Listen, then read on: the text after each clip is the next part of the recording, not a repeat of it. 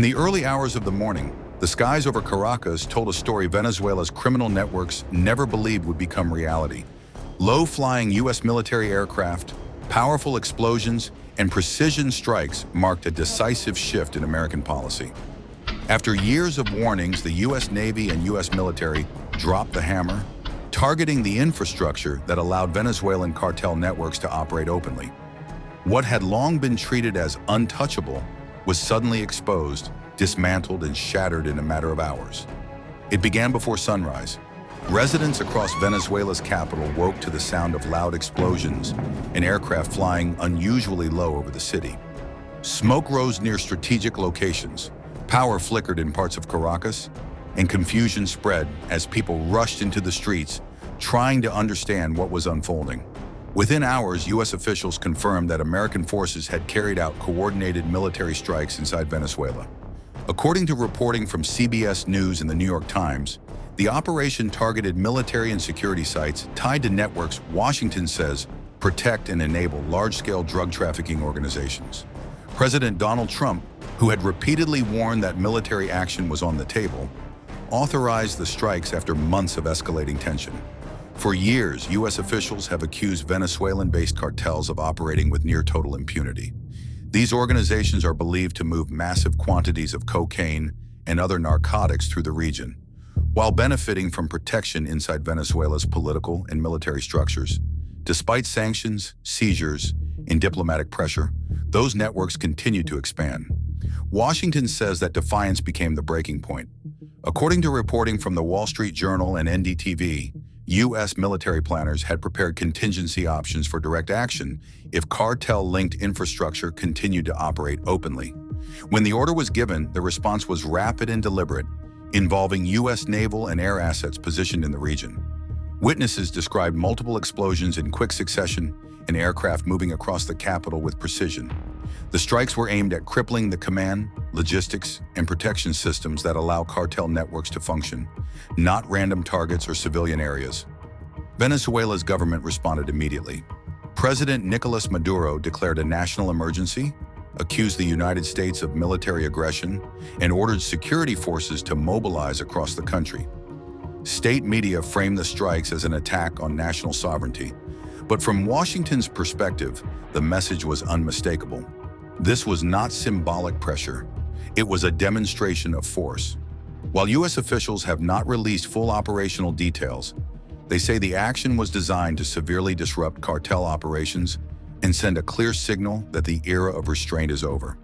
Networks that once operated openly, protected by political cover, were suddenly exposed to direct military power. As dawn broke over Caracas, one reality became clear. A system built on the belief that the United States would never act had just collapsed. Infrastructure that took years to establish was rendered ineffective in a single night. Whatever remains of those cartel operations is now fragmented, vulnerable, and under intense pressure. The U.S. Navy did not issue another warning. It dropped the hammer, and the implications of that decision are only beginning to unfold. At midnight, FA-18 Super Hornets launch from a carrier and strike a hardened Venezuelan cartel lab hidden in the hills. Precision sensors pick fleeing men, lasers paint targets, and BLU-109 bunker busters collapse the tunnels in seconds. A hideout is erased, a command node shattered, and a blunt message sent across the region. This is modern naval air power, fast, surgical, and utterly unforgiving. On August 15th, the president ordered 3 Aegis-equipped Arleigh Burke-class destroyers to steam into the southern Caribbean near Venezuela. Gravely, USS Jason Dunham and USS Sampson. The move was described by U.S. officials as part of a push to pressure transnational criminal groups Washington has labeled threats to U.S. security and to disrupt sea routes used to move fentanyl and other drugs. USS Gravely is a Flight II Arleigh Burke destroyer built for multi-mission work. Gravely uses the Aegis Combat System, a linked set of radars and computers that track air and surface contacts and guide defensive missiles. The ship has a Mark 41 vertical launch system able to fire standard surface-to-air missiles, Tomahawk cruise missiles, and ASROC anti-submarine rockets. It can operate 2 MH-60 helicopters from its hangar and flight deck, extending the ship's search and response reach well beyond the hull. Gravely's propulsion package, gas turbines driving 2 shafts, gives it the speed and endurance to sustain long patrols.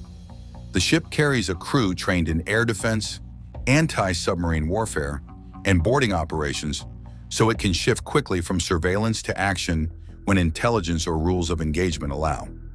Gravely's name honors Vice Admiral Samuel L. Gravely Jr., a historic figure in the U.S. Navy. The ship carries that legacy in its patches and in the way sailors talk about duty and first. That symbolic weight matters on long deployments.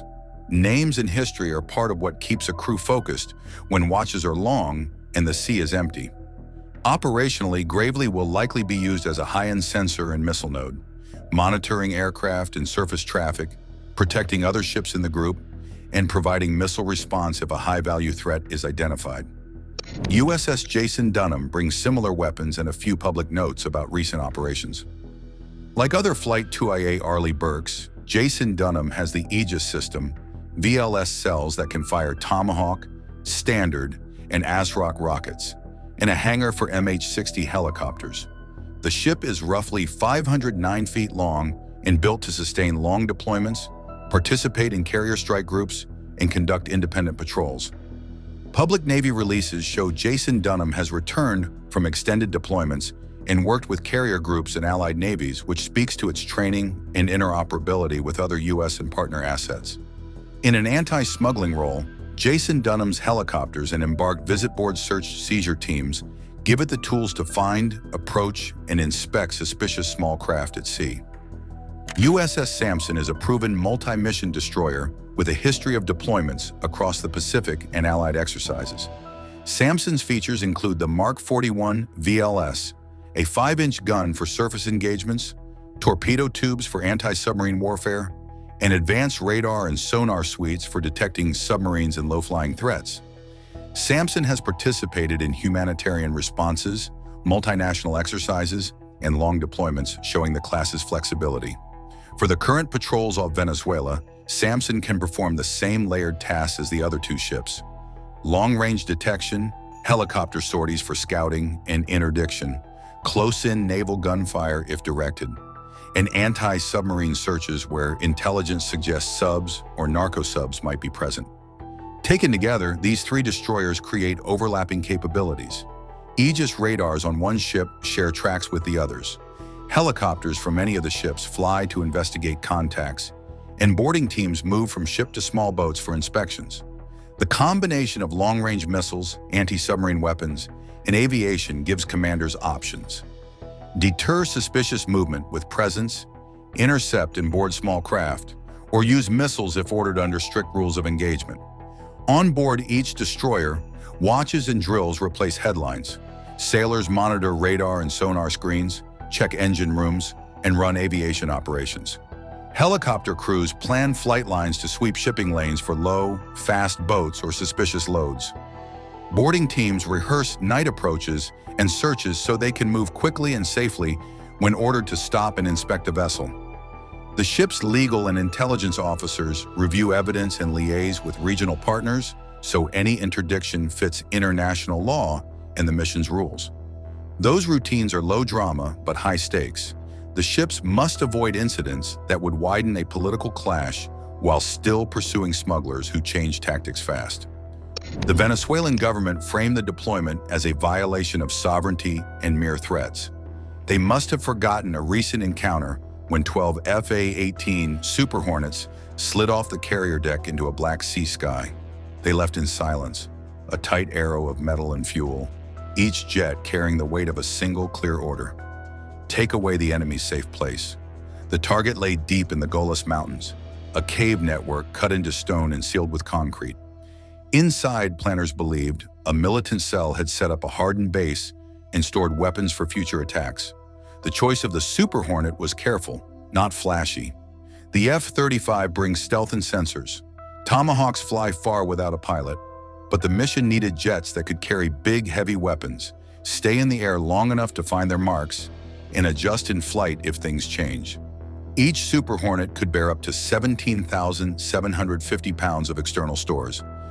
That room for weight meant the pilots could load bunker busters and guidance gear and still have fuel and sensors to spare. The airplanes were the muscle and the brain at once. On the carrier, the deck crew moved like a single machine. The flight deck was a blur of lights and shouted calls, but that noise stopped the moment the jets pushed into the night. Pilots ran final checks, tuned radios to a silent frequency, and locked weapon systems to the mission profile. They would keep strict radio silence now. Surprise was the real armor. The BLU-109 was the centerpiece. This is not a bomb that makes a big surface blast and a lot of smoke. It is a tool built to burrow. A hardened steel case drives it through concrete and packed earth.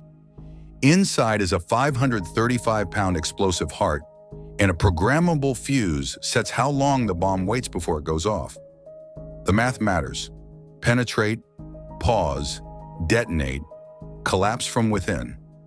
The designers meant it to break through up to 8 feet of reinforced concrete or a couple of 100 feet of dense ground, enough to reach the bones of a bunker and make them fail. The plan split the squadron into 4 groups. Each pair of jets took an entrance to the cave system. Ground spotters had painted tiny points of light with lasers, invisible to all but the bombs and the pilots who trusted them. Flying low to stay under the radar, the Hornets kept tight formation until the last moment. Then, at about 4,200 feet, the first 2 rolled in together and dove. From inside the cockpit, it was all speed and focus. The ground rose fast. The HUD glowed green numbers and markers. Pilots watched their flight path, the bomb's seeker locks, and the laser paint that told the warhead where to aim. Release points arrived on a wire of data and training. The bombs left the wings and began the silent arc into the mountain. There were no fireworks to announce the strike. From the air, you might have thought the missiles disappeared into stone. Then, not minutes later, but seconds, the mountain answered. Deep detonations sent internal pressure waves through dark tunnels. Stored munitions inside the caves ignited and added their fury to the first blast. The effect was not a surface crater, but an internal shudder and collapse. Supports snapped, corridors fell in, the safe rooms filled with rubble. This was the point. Conventional bombs conceal an entrance. They can leave a mouth that looks closed, but caves can hide and survive. The BLU-109 struck where the enemy thought they were safest, inside. When the chambers went, the mountain itself became a gravestone for the base. Back on the carrier, mission planners watched feeds and read sensors. Heat signatures, seismic blips, and secondary explosions streamed across screens. The first wave climbed away and formed up. Some crews swung back to check for remaining targets. Others circled to watch for movement. The plan always left room for a second phase. Follow-up strikes to finish what the first pass had started, or to hit emergent threats that showed themselves once the dust settled. What the strike did best was deny sanctuary. The cave network had been a place to hide, store, and plan. After the blast, the pathways that let militants move and resupply were gone or too dangerous to use. The mission did not seek only bodies, it aimed to remove the place itself as an option. The war in the dark is a war of rooms and routes. Take the rooms away, and the routes collapse. Precision mattered at every step. The BLU-109 needed a precise hit to reach the pocket of space it would destroy. Lasers from ground teams, special operators who risked being close enough to paint targets, had to be steady and true. Pilots had to time their dives perfectly. The bomb's programmable fuses had to count their fractions of seconds and detonate at the depth that would cause the most structural failure. One mistimed moment, one misread guide beam, could mean the difference between collapse and a wasted strike. When the first wave climbed to safer air, they watched the results. Secondary fires flared and then died. Smoke climbed in thin columns. The mountain's face bore new cracks and scars, but that was not the real measure. The caves, the chambers, the storage pits, they were no longer serviceable. Men who had planned on hiding there would find no practical shelter. Tools and weapons could be buried or destroyed. Plans could be erased. The strike showed another lesson. A small number of aircraft, with the right weapons and accurate intelligence, can do the work that once needed entire campaigns.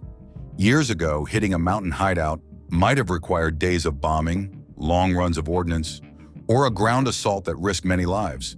Here, a dozen jets in one synchronized hour reached deep, struck hard, and left the terrain unusable. That precision reduces collateral damage and concentrates force where it counts. The operation did not end with the explosions. After the smoke thinned, teams moved in to assess. Sensors told them the major chambers had collapsed. If any militants had survived, escape routes would be narrow and tracked. If any weapons or intelligence caches remained partially intact, follow-up teams would find what the strikes had exposed. The strike's success was both physical and informational. The blast removed shelter, and it revealed what the enemy had hidden. Still, the battlefield kept speaking. Secondary explosions had thrown debris and caused local shifts in the mountain. The aftershocks mattered. The planning staff knew that war has quiet echoes. Caves that seemed dead might hide small pockets where survivors cling to life. Slow, methodical searches would follow, but the initial goal, deny the enemy a safe base, had been achieved. This sort of strike is not about spectacle. They broke the action into a single pulse. Find, fix, strike, and finish. All inside 5 minutes. It began with a flicker on a screen and ended with a chain of command that no longer worked. The AN/ASQ-228, Advanced Targeting FLIR under one Super Hornet, did the seeing. It turned dark rock and shadow into bright shapes and moving heat. It picked out 12 fighters trying to slip through a narrow crevice where no human eye could reach. In a moment, those men were no longer hidden. They were targets. The sensor did more than show heat. Its software separated weapon profiles from bodies, traced motion through brush, and fed exact coordinates into the jet systems. The laser designator on the pod painted tiny invisible dots on each figure. Weapons officers in the backseater and crews on other jets watched those dots appear on their screens. The network stitched those feeds together. One jet could track, another could confirm, and a third could release a bomb, all without a single person on the ground calling the shot. When the command came, the pilots did not chatter. They flew in tight rhythm, eyes on the instruments. The Super Hornet carried both the sensor and the weapons needed to make the strike count. They did not drop dumb bombs. They mapped each target with laser precision and timed each delivery so the blast hit at a depth calculated to collapse the caves from the inside. The BLU-109s were the right tool for that job.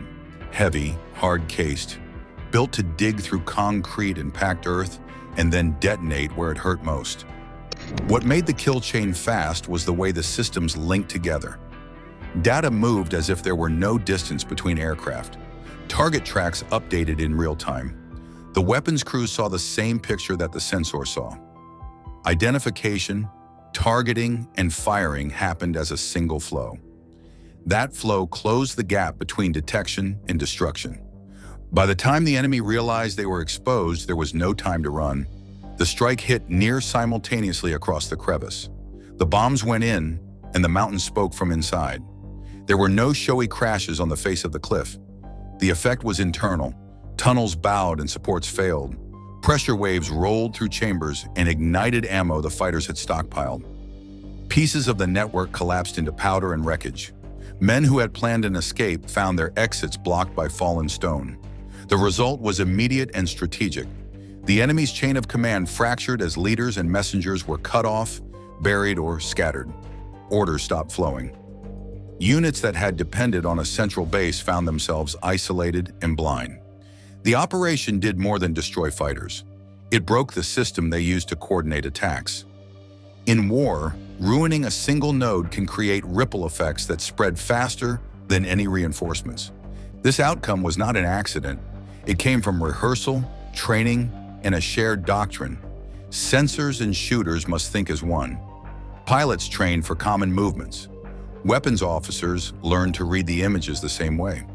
Mission planners rehearsed the handoffs until the most complex actions felt like muscle memory. With that discipline, the whole machine could move as one thought, shaving minutes off a process that used to take hours or days. Technology made that thought possible, but people made it real. Pilots watched the images and verified what the system suggested. Weapons officers ran the math and set fuses to the exact millisecond. The carrier strike group's command staff stayed 2 steps ahead, ready to shift targets, order a second pass, or abort if civilians appeared. Each roll mattered. A single mistake could waste a strike, or worse, carry consequences for innocent people. That margin for error forced calm and precision at every level. The system also changed how commanders judge risk. With a standoff sensor like the AN/ASQ-228, jets could stay well beyond the reach of most shoulder-fired threats. That distance let them run longer, watch harder, and fire from positions that kept pilots out of immediate danger. Yet safety did not mean sloppiness. The reliance on sensors required perfect discipline on the ground teams who lasered targets, and ruthless care from pilots who had to trust the data. What happened next showed the flexibility that made the strike decisive. Heat signatures revealed movement in a side tunnel. Rather than head back to the carrier and wait for a new plan, some Super Hornets called for fuel. Mid-air refueling kept them on station. They topped off from tankers, synced with the rest of the group, and executed a second targeted strike minutes after the first. The ability to refuel and re-engage without returning to base turned a single raid into a sustained pressure campaign in real time. That loop, detect, strike, refuel, strike again, kept the enemy from reforming. Where once a force might withdraw, regroup, and reappear a day later, these fighters could unspool the enemy's options in hours. The faster tempo let Allied commanders protect future forces by removing imminent threats before they could move or call for backup. Beyond the bombs and the sensors, the strike was a study in timing. Laser designators needed steady hands. Fuses needed correct programming. The AN/ASQ-228's resolution was critical. It did not simply say, "There's someone there." It showed posture, weight, and movement. That detail converted probable threats into confirmed targets. It lowered the fog of war, making decisions clearer and the use of force more surgical. There was also a moral element. The system's precision reduced the need to send in ground teams into ambushes. It cut the number of people who would have to walk into a trap to confirm the enemy's presence. Saving those lives was part of the calculus. In this strike, the technology protected both attacking crews and special forces, who might otherwise have to do the dangerous close work. After the bursts of fire, teams sifted through the data, sensors replayed the event frame by frame, analysts parsed signatures to determine what had been destroyed and what might still be salvageable. Seismic sensors and infrared scans told planners where chambers had collapsed and where heat still pulsed. This after-action feed fed prosecution, intelligence, and future planning. The strike was not an end. It was a source of fresh, usable information. The effect on the enemy was simple: no safe place.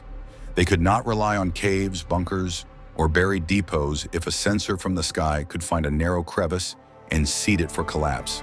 The loss of sanctuary forced them into movement or dispersion, both of which made them easier to track through communications and funds. The psychological shock of seeing a base erased in minutes also spread doubt among survivors, undermining morale and loyalty. The message behind the raid is simple and loud. A carrier and its fighters can reach anywhere, at any time, without asking for permission or waiting for a local base. That mobility changes the map. Where mountains and deserts once felt safe, they now face a sky that sees and a sea that moves. A carrier strike group is no longer only a show of force. It is a strike force, mobile, fast, and able to act alone if needed. In the mountains, removing a leader and his inner circle does more than kill or capture people. It breaks networks. Orders stop moving. Plans collapse. When a command node vanishes, the rest of the group splinters into confusion and fear. That ripple effect protects troops who might move in later. It also buys time for diplomats and law enforcement to act. The mission becomes more than a single hit. It becomes a way to reshape how an enemy fights. The tools that make that possible are not magical. They are aircraft, sensors, weapons, and sailors and pilots who know how to use them together. The AN/ASQ-228F LIR pod turns night into a clear picture. It sees heat and movement through smoke, dust, and brush. It tells you in plain lines where a person stands, who carries a weapon, and which path someone is using to flee. That picture lets pilots mark targets and commanders decide in seconds. Flight deck crews and pilots call the Super Hornet the Rhino because it grew into the role. bigger, tougher, and more lethal than its predecessors. It is not just a jet for dogfights, it is a flying toolbox. It can carry heavy bombs like the BLU-109 and still have range and agility. It can patrol for hours and then dive for a target the same night. That blend of power and endurance matters when targets hide under rocks and behind trees. Those twin Pratt & Whitney engines give the Rhino thrust. They push the jet fast enough to cross miles of air and to escape danger. The shape of the jet, swept wings and leading-edge extensions, keeps it nimble when a pilot needs to turn tight or dodge threats. But raw speed and maneuverability are only half the story. The Hornet's real strength is its systems: radar, targeting pods, and onboard computers that stitch all the battlefield data into one picture. A strike like the Mountain Raid is a chain. The sensor sees, the pilot confirms, the weapons officer programs the fuse, the bomb drops, the mountain falls. Each link must work, and each person must trust the other. The AN/ASQ-228 gives the first link the edge. It finds people where no one thought to look. From tens of miles away, it points like a finger. The Hornet closes, keeps quiet, and delivers the punch that ends the group's ability to use that place again. Carriers make that process repeatable. A carrier at sea carries not just jets, but tankers, sensors, and crews for days, weeks, or months. If a strike reveals new targets, jets refuel and go again. If the job needs more firepower, the carrier can launch more sorties. That ability to refuel and re-engage keeps pressure on any force that thought running into the hills would save them. This kind of power changes how wars start and how they end. In the past, hitting a fortress might have required a long planning cycle, local permission, and a ground force to clear the wreckage. Now, a carrier can act on its own intelligence and strike within hours. That speed closes the door on escape. It also reduces the need for massed forces on the ground, lowering the risk for soldiers who would have to clear a hardened site by hand. But speed and reach do not mean rough tactics. Precision is the aim. The BLU-109 is a tool designed to break what hides under the earth and concrete. It does not leave a wide blast zone. It goes in deep and detonates, where it will collapse internal chambers. That limits surface damage and focuses destruction where it matters. Combined with the targeting pod's ability to single out people in movement, the result is a strike that ends a base without flattening an entire mountain or village. There is also a legal and political edge to naval air power. Acting from the sea avoids the need for host nation bases. That can matter in places where local politics are fragile or where asking permission would slow action to the point of uselessness. A carrier off the coast holds options: to act, to wait, or to withdraw, all while staying technically independent. For commanders, that freedom is valuable. It lets them respond to threats fast without becoming entangled in local disputes. Technology also speeds the decision loop. Real-time data flows up from the pod to the jet to the carrier and to command centers ashore.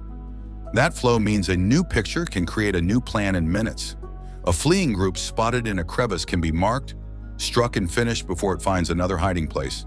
The tempo of war increases, the enemy's window to adapt shrinks. Finally, there is the human side. Sailors on a carrier, pilots in cockpits, and ground crews on the deck all accept risk to keep the system running. They also know their actions have consequences beyond the immediate blast. Taking out a mountain base can save future lives, of soldiers, of civilians, of aid workers. But it can also harden attitudes and push fighters to new tactics. That is why follow-through matters. Arrests, prosecutions, and efforts to cut off finances and safe havens after a strike keep the pressure firm and fair. The strike begins far from cameras, with U.S. Navy vessels holding their lines in the Caribbean, while a B-2 bomber, cloaked in stealth, cuts across the sky. Its mission: a hidden cocaine processing lab near Venezuela's border. Seconds after release, precision ordnance erases the site, scattering fire and smoke into the night. Washington would call it a necessary blow, allies would watch carefully, and Caracas would erupt in fury. This is what happens when the U.S. Navy wipes Venezuelan drug labs off the map. President Trump signed a new, sweeping directive that asked the Pentagon to prepare to use American military force against certain Latin American drug cartels the administration now treats as terrorist groups. This is not a small shift. For decades, fighting drug trafficking has been mainly a law enforcement job. Arrests, indictments, seizures, and cooperation with local police. Now the White House has moved the needle toward treating some cartels as enemies on a battlefield. And the Department of Defense has been told to draw up options for how to fight them with regular military power. At the center of the policy is the designation of a Venezuela-linked network long known in reporting as the Cartel de los Soles, or Cartel of the Suns. U.S. officials say the name comes from the sun insignias sometimes worn by Venezuelan military officers. The Treasury Department and state have labeled the Cartel de los Soles as a specially designated global terrorist entity, and they tie senior Venezuelan officials, including, in the government's account, Nicolas Maduro, to the trafficking networks that supply deadly drugs and help fund violent groups. The same U.S. actions also officially list Tren de Aragua and Mexico's Sinaloa cartel among organizations treated as terrorist or specially designated groups.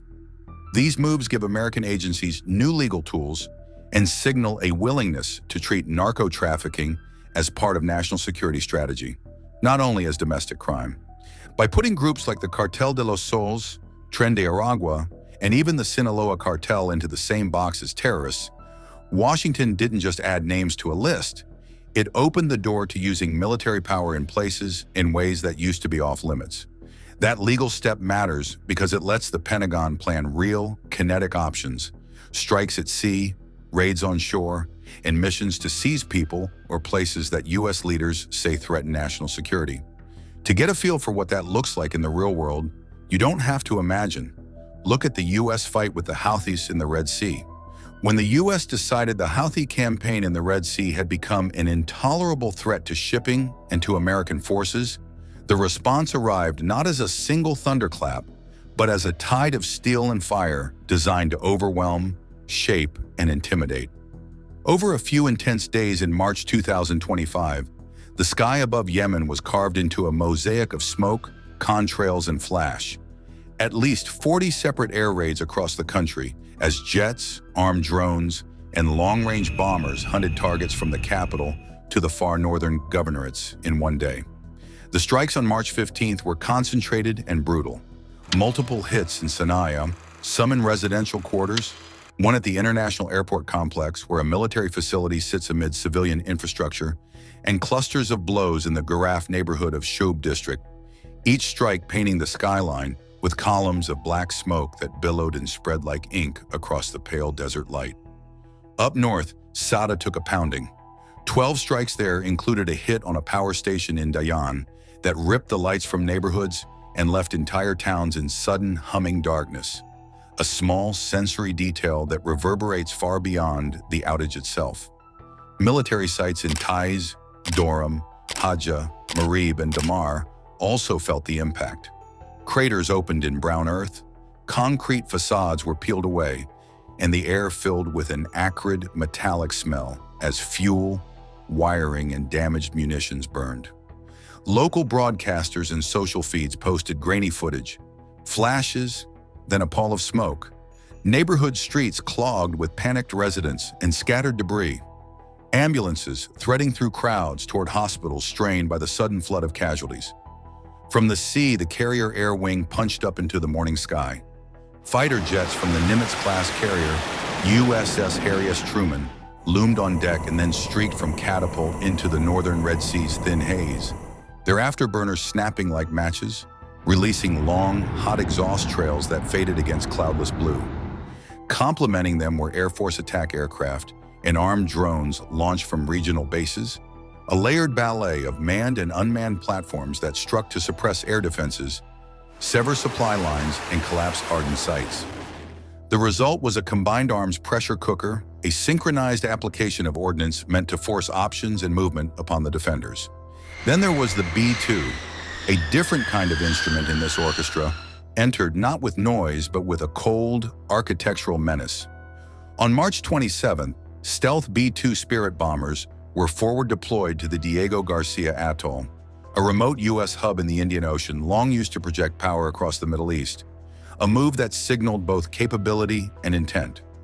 That deployment, the first significant B-2 presence there since 2020, underscored the Pentagon's ability to reach deep, fortified targets from far-flung runways. Up close, the B-2 looks less like a plane and more like a shadow that learned to fly. Its flying wing silhouette is a deliberate void, a seamless sweep of composite skin and edge geometry that eats radar and confounds trackers.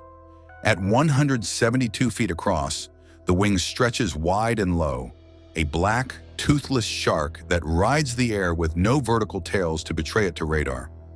4 powerful General Electric F118 engines sit buried in its body, supplying high subsonic thrust, while the airframe's low observable coatings and sculpted surfaces keep the bomber ghostly against electronic watch lists. The cockpit seats two, pilot and mission commander, but the aircraft's real strength is in its long reach and heavy, precise punch. A combat radius measured in thousands of nautical miles, extendable indefinitely with air refueling, a payload capacity well into the tens of thousands of pounds, and the ability to carry specialized bunker-busting munitions able to chew through reinforced subterranean facilities. 5 months earlier, in October 2024, B-2s had flown long-range missions against hardened underground weapons storage sites used by the Houthis, striking targets designed to hide missiles and munitions deep beneath the earth. Those sorties, staged with tanker support and overflight permissions that stretched across the Indian Ocean and northern Australia, were meant to demonstrate reach, the ability to hunt and unmake facilities that ordinary strike aircraft could not reliably defeat.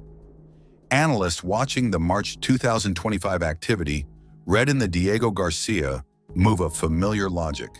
When a campaign needs to make an argument against buried, dispersed infrastructure, the B-2 is the aircraft chosen to deliver not just bombs but deterrence. Technically, the B-2 brings a surgeon's toolset to that job. It can carry GPS-guided JDAMs and standoff missiles for surgical strikes, or heavier penetrators, massive ordnance designed to burrow through layers of concrete and rock when targets sit under vaults of reinforced earth. Its stealth lets it approach contested airspace with reduced detection, and its onboard systems pipe in real-time targeting data so bombs do not simply fall, they follow a precise, digitally choreographed route from carriage to impact. The bomber's very presence atop the order of battle forces adversaries to spread defenses thin and reveal hardened caches that might otherwise stay hidden.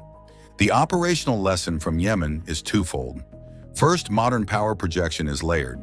Carrier jets take the quick, flexible shots, drones keep persistent pressure, and strategic assets like the B-2 arrive when there is a need to hit the buried, the hardened, or the high value with near certainty.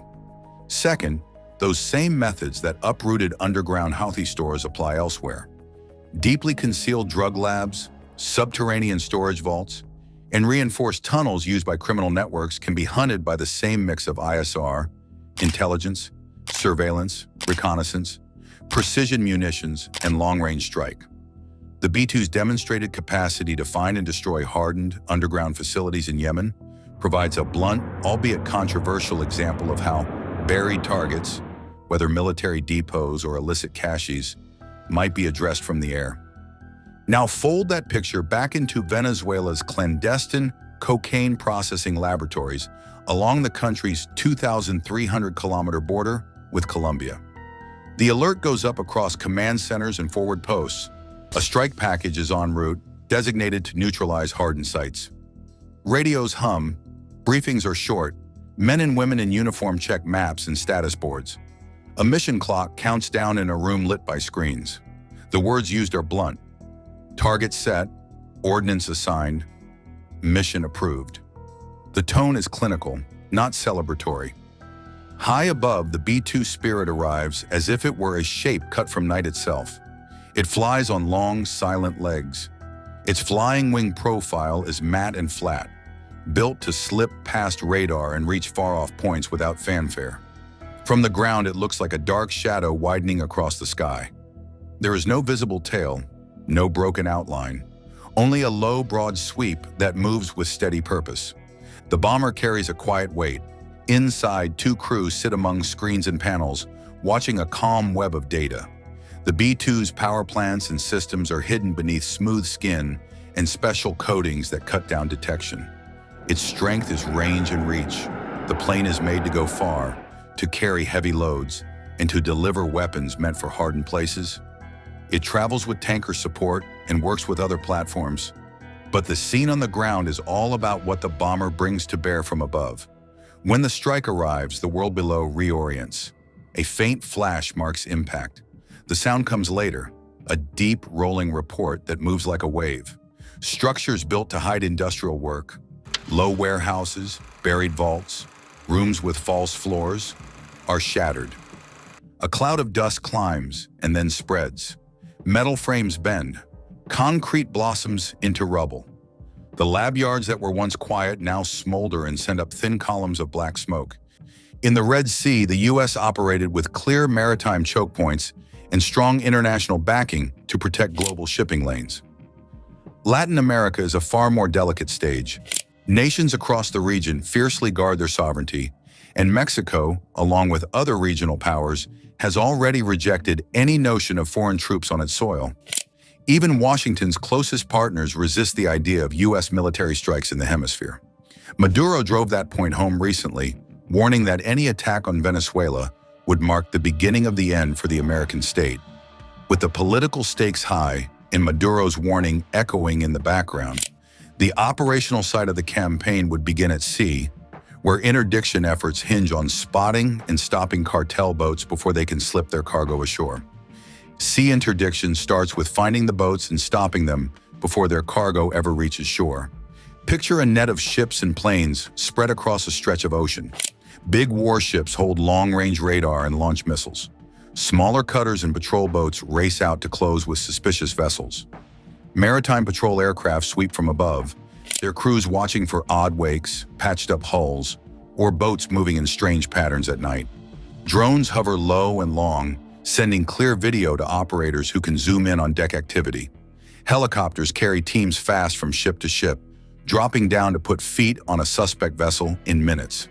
When a target is identified, the work moves to contact and containment. Patrol boats box the suspect boat in, forcing it to slow. A helicopter or small boat brings a boarding team alongside. These teams are trained to move quickly and calmly across a wet gap between hulls, often with climbing lines and ladders. The first team's job is short but vital. Secure the deck, find the captain, and make sure no one is hitting a hidden kill switch. Next come searchers who move through the holds, under tarps, inside engine rooms. They look for hidden compartments, bales of drugs, or barrels with bottles of evidence inside. K9 units can board too. Dogs can sniff out hidden caches in cabins or below decks. Maritime interdiction teams work like a medical team running into an emergency. They bring tools to cut open false floors, hand lamps to see into dark holds, and kits to photograph and tag anything they find. Evidence is gathered and photographed from every angle. Crews may move seized goods to a nearby ship or transfer suspect crew for processing. If the vessel is unseaworthy or too risky to keep, teams can scuttle it or tow it to a safe port. Throughout, the goal is to stop the load and keep everyone as safe as possible. Precision strikes are a different kind of tool. They are used when there is a hard target ashore or at sea that cannot be boarded safely, or when time and surprise are critical. A strike starts with intelligence. Satellites, patrol planes, human sources, and signal intercepts all point to a place where weapons, drugs, or command hubs sit. Planners then build a strike package, a mix of ships, aircraft, and missiles chosen for the job. From ships, Tomahawk cruise missiles can be fired hundreds of miles to hit hardened compounds or storage sites. From the air, carrier-based jets like the FA-18 or long-range bombers can deliver precision-guided bombs or standoff missiles that find a small building in a cluster of houses. Strikes are choreographed like a ballet. Electronic warfare assets may blind enemy radars and radios for a short window. Drones and reconnaissance planes watch live to confirm the right target at the last second. Pilots fly at low altitude or high speed depending on the threat, lock their sensors, and release weapons that home in on GPS coordinates, laser spots, or moving targets. Where possible, weapons are chosen to limit blast radius, so nearby structures are not torn apart. After a strike, reconnaissance aircraft and drones quickly overfly the area to confirm results and to look for survivors or secondary threats.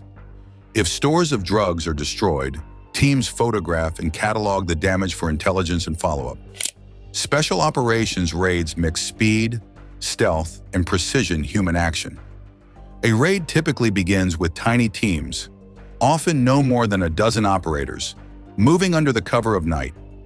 They might arrive by low-flying helicopter, fast boat, or parachute drop. Helicopters come in fast and hover close, while operators fast rope to a roof or slide onto a deck. In riverine or coastal areas, rigid hull inflatable boats slip quietly to a jetty while Navy divers slip into the water to breach seals or undersea doors. Operators move in small practice formations, clearing rooms door by door, their movements rehearsed until muscle memory takes over. Inside a raid, objectives are clear and limited. Seize a person, capture documents and digital devices, rescue hostages, or secure evidence.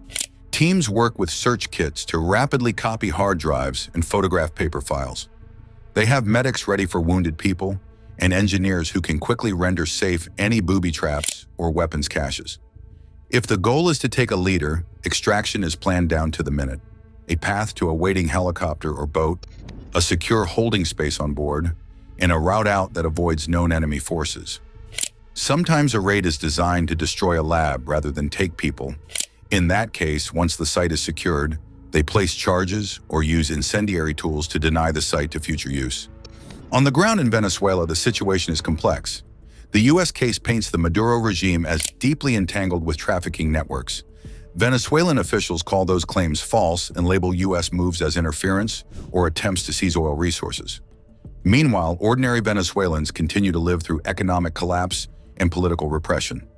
If military options are chosen, the people most affected may not be cartel bosses, but citizens already struggling with shortages and displacement. That harsh reality is a core reason why both military planners and policymakers are weighing their choices so carefully. The tools are being readied, but the consequences will ripple far beyond a single target. In short, the new directive is a turning point. It shifts a long-running narcotics fight toward a model that blends law enforcement, intelligence pressure, and potentially direct military action. The Houthi strikes offer a recent case study of how the Navy and carrier-based fighters operated together. Super Hornets launching from carriers and Tomahawks fired from ships. And the lessons from that campaign will inform any plan to move against cartel networks at sea or on foreign soil. What is still unclear is how far Washington will go, how regional partners will respond, and what the human cost will be. The plans are being written now. The choice of whether to use them will be one of the defining foreign policy decisions in the months to come. This isn't the first time Washington has set its sights on Venezuelan drug labs. History has a strange way of circling back on itself. Old battles reappear in new forms, and past mistakes echo into the present.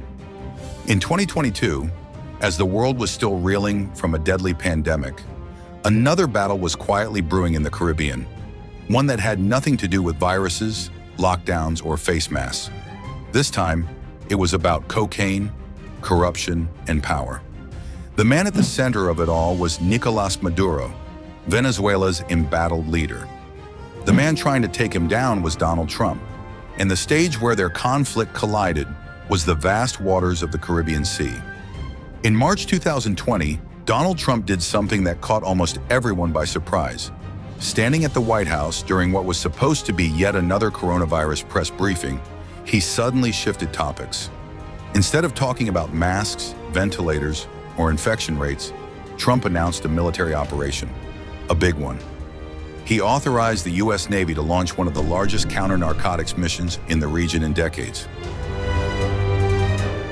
The United States had just indicted Maduro on charges of narcoterrorism.